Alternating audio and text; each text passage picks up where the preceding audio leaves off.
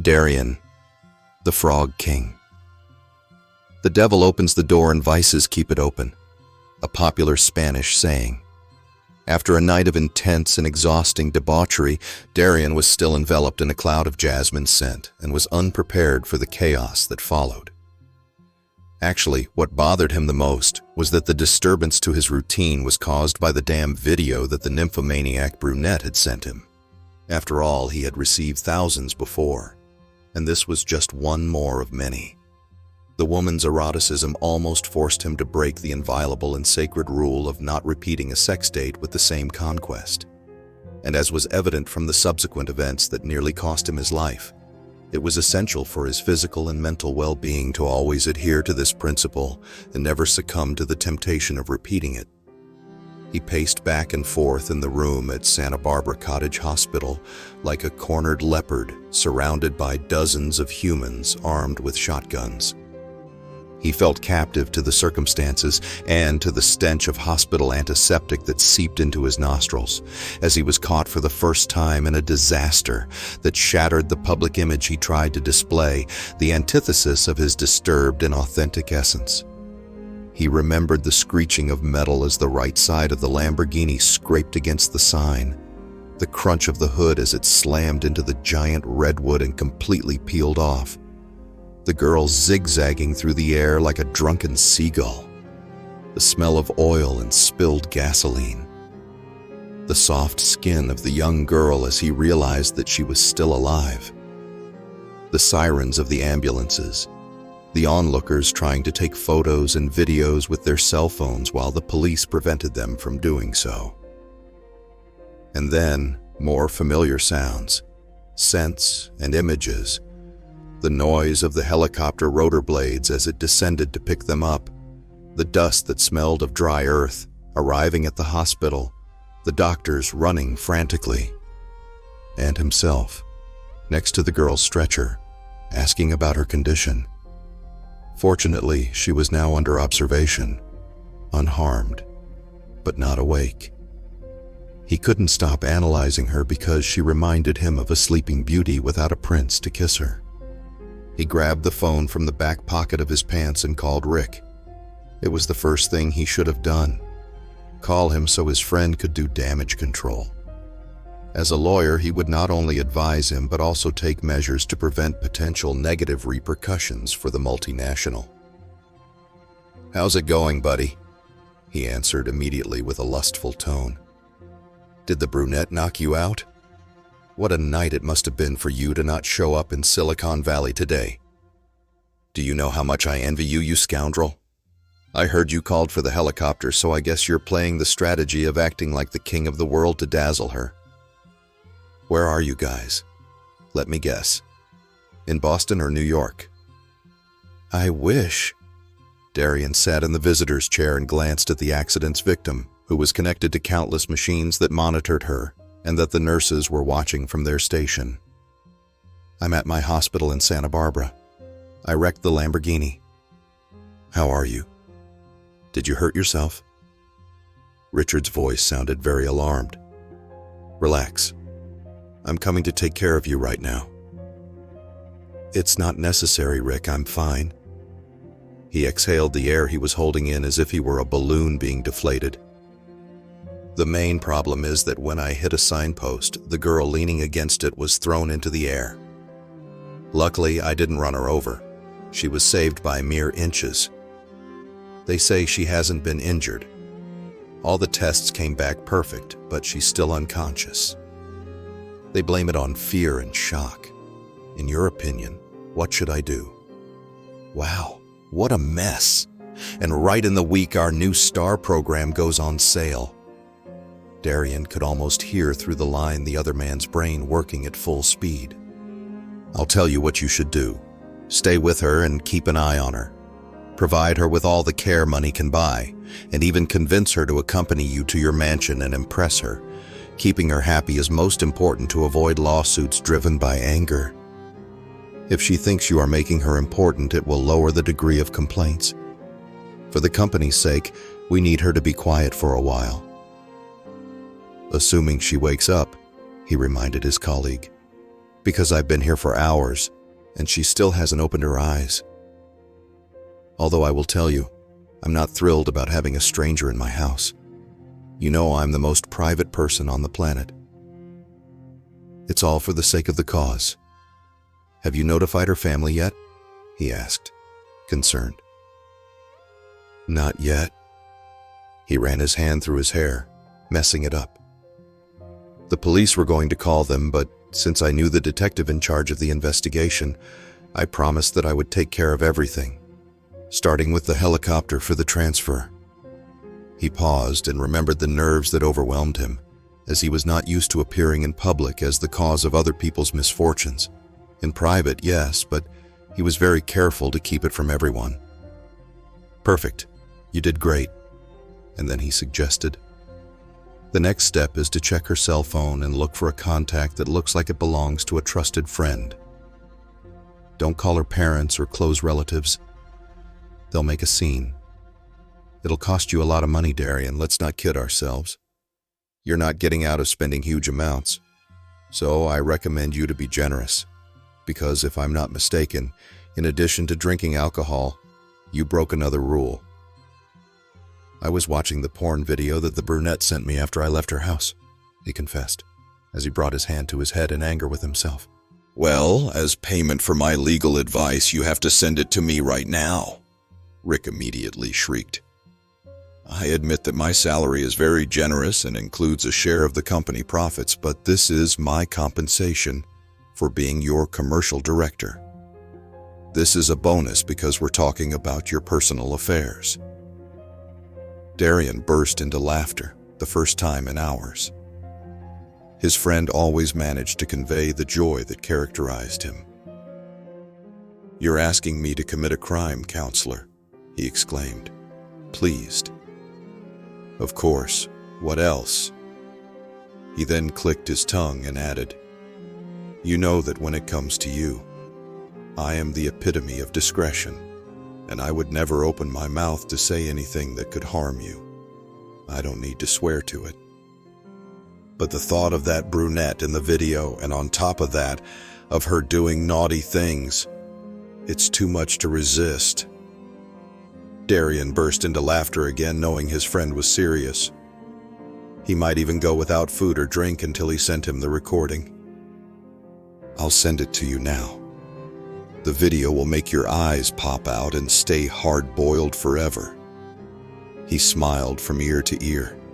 I know I'm being persistent, but do you realize that you're inciting me to commit a crime? A crime that I know you'll enjoy committing. He burst out laughing. Tell me, will you go out with her again? He asked with barely contained longing. After losing my Lamborghini and almost killing a girl? He was horrified at the thought and his skin crawled. Are you joking? I'm not a masochist. If she came near me, I'd cross the street as if she were a black cat. She's bad luck. And you know I don't repeat, so if you like her, she's all yours. Of course I like her. You could tell he was drooling. Then be her shoulder to cry on for leaving her. Darien laughed out loud again. This technique has worked for you many times. That's true, and I'll do it again. But now let's focus only on you. He steered the conversation back to the main reason for the call. Hang up and call the friend she talks to most often and that she has on speed dial. But read the messages first. Don't even think about contacting her boyfriend. Her partner and family members are out of the question. Understood, Rick. You've reassured me. Darien breathed more freely. Without sleep and all this mess that unfolded, I wasn't myself. I couldn't think straight. I was still half functioning even though I took a shower before driving. No wonder the brunette was stunning. Hey, I imagine being in the shower with her and I get really excited. I assure you that I wouldn't mind wrecking several cars like yours to sleep with her. And there's no need for thanks. That's what colleagues are for. You know you can count on me for anything at all. And then he flattered him. And promise me you won't torment yourself. You've handled it very well. I'll hardly need to take any steps because you've resolved everything. I'll just contact a couple of trusted journalists and some publishers who are friends to ensure the news doesn't leak to the public. Every precaution is necessary. Of course, I'll have to promise that you'll give 1 or 2 interviews, and since you've never given any, they'll be delighted to accept." "Done." He nodded his head, although the other man couldn't see it. He stood up and approached the bed. "I'll let you go now, Rick. I'll figure out who to call.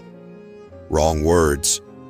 First, you send me the erotic video of the brunette, and then you do everything else." The tone left no room for argument. He knew his friend would be blown away when he saw it.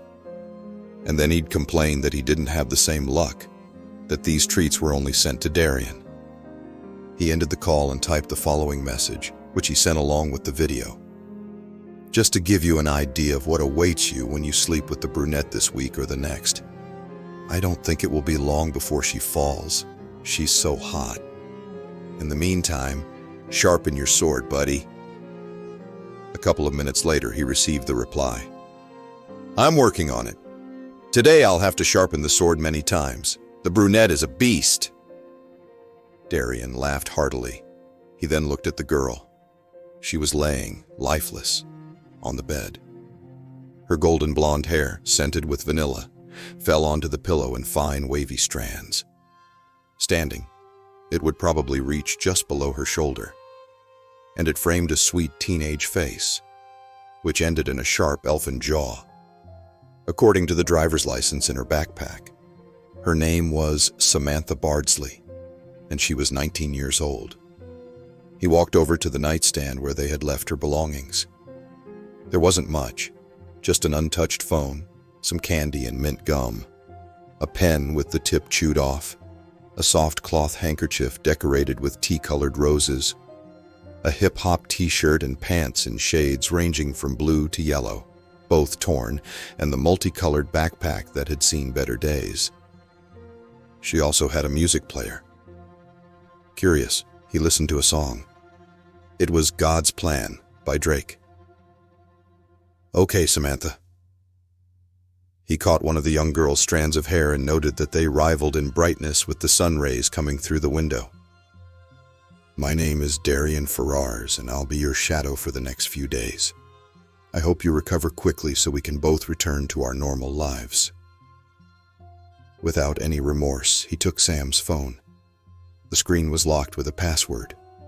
He sat back down in the soft chair and typed so fast that his hands seemed to flutter. He murmured smugly, "Piece of cake." And in less than a second, he unlocked it. It was easy to decide who to call because the young girl had hundreds of calls from the same person, a guy nicknamed Lanky. "Are you a fish, a small mammal, or a human being?" he thought mockingly. He noticed on WhatsApp that he was also the person with whom she exchanged the most messages, and he read them without the slightest hesitation. Most of their conversations were about parkour. There was no romantic exchange or even the slightest flirtation. "You like parkour, hip-hop?" He took another quick look at the young girl. "You're far from innocent little Bardsley, despite your angelic face. I can also picture you at a metal concert dancing wildly, or listening to some alternative band with Lanky and your other friends. Of course, after hours of jumping for hours on the rooftops of the city or town, and you surely like to smoke joints just as well. Innocent girls are my kryptonite." Lanky was also on the speed dial. He studied Samantha again, took a deep breath and shrugged his shoulders, and did the task Rick had given him, which he had absolutely no desire to do. To relieve the tension, he stood up and paced back and forth in the room. "Where the hell are you, squirrel?" a male voice shrieked, not letting him take the initiative. "It took me a long time to get to where we were. Some idiot crashed a spectacular Lamborghini. The place is swarming with people." He paused, apparently finding her lack of response strange. "You're not Samantha. She would have interrupted me by now. Tell me, who is this?" "I'm the idiot who crashed the spectacular Lamborghini," Darien said, his voice filled with irony. "How is Sam?" he shouted, furious. "If you've hurt her, I swear I'll kill you." "There's no need for threats." He used a calm tone that always soothed the beasts. "I am a serious and responsible person." "Serious and responsible people don't wreck a Lamborghini, idiot." The man was unhinged. Perhaps it would have been better to call the parents.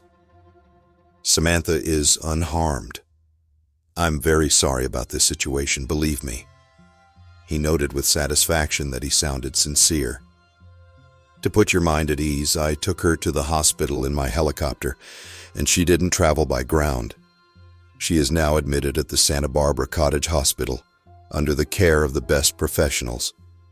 We are just waiting for her to wake up. I promise you that she has not been hurt." "I'm on my way right now, you complete moron," he snapped at him furiously. "If you've touched a hair on her head, I'll crush you, you fool." And he cut him off.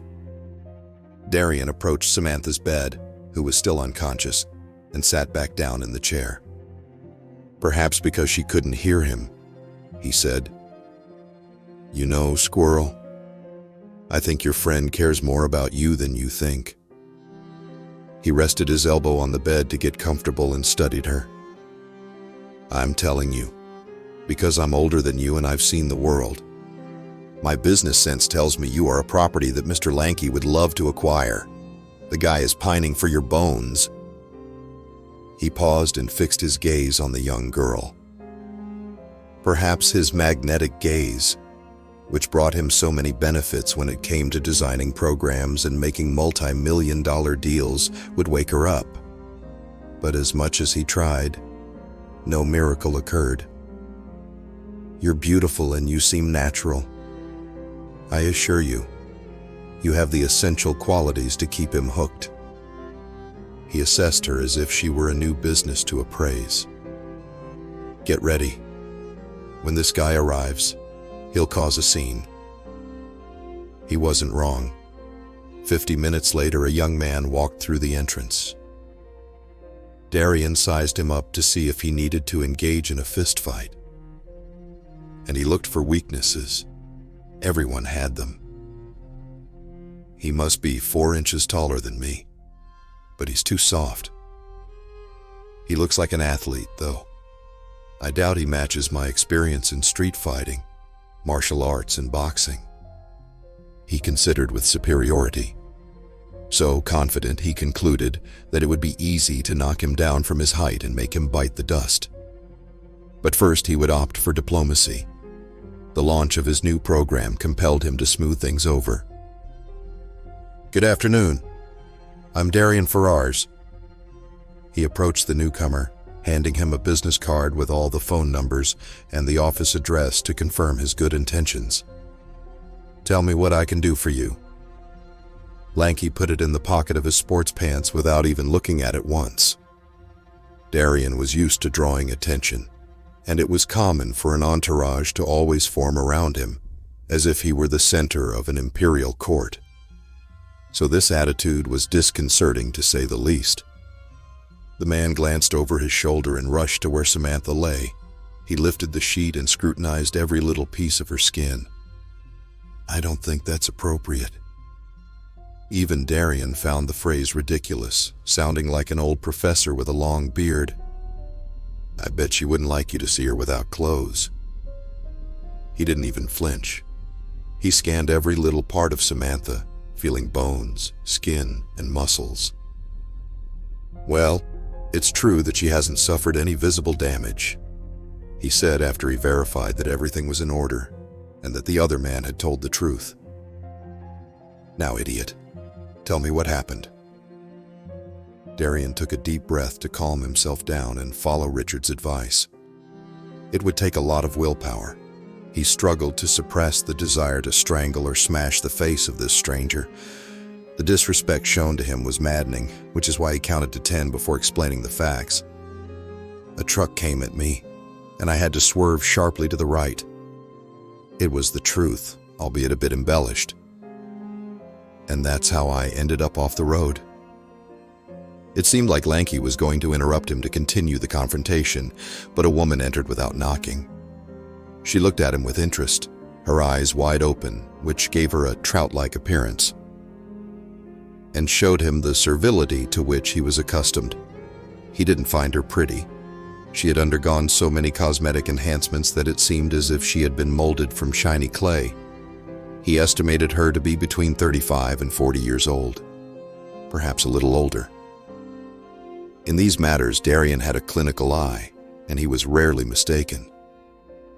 She recovered from the surprise and grumbled to Lanky, "I warned you that one day you would break your skulls if you kept jumping around like monkeys."